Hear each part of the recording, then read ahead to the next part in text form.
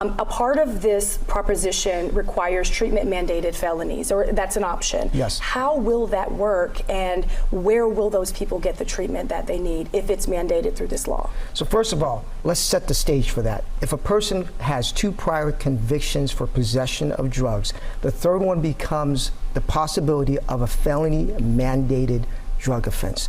And the individual can get treatment. If they accept treatment, they complete that treatment. And so it's left up to the individual? Yes, okay. It's left up to the individual. And if they successfully complete it, what happens is not only does that charge get dismissed, it can get expunged as well.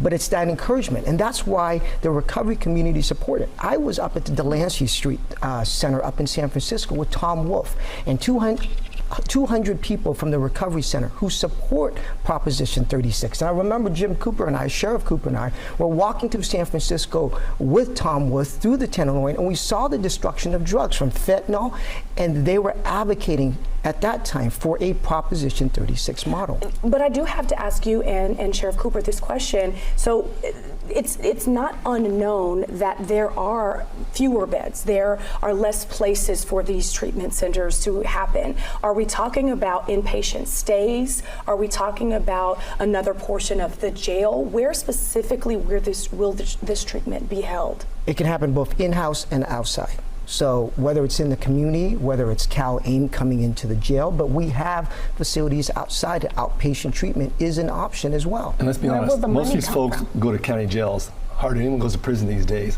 So county jails, a lot of them have space to do that there in those programs. We're running reentry programs around and drug addiction programs that we've run for years. That's the big issue, really getting them help. And that's the whole thing. When you're on drugs, I mean, it's hard to break addiction, even on alcohol. That's why it's so important. If you don't want to help yourself, force them in. And that goes back to homelessness and conservatorship and talking about some of those things.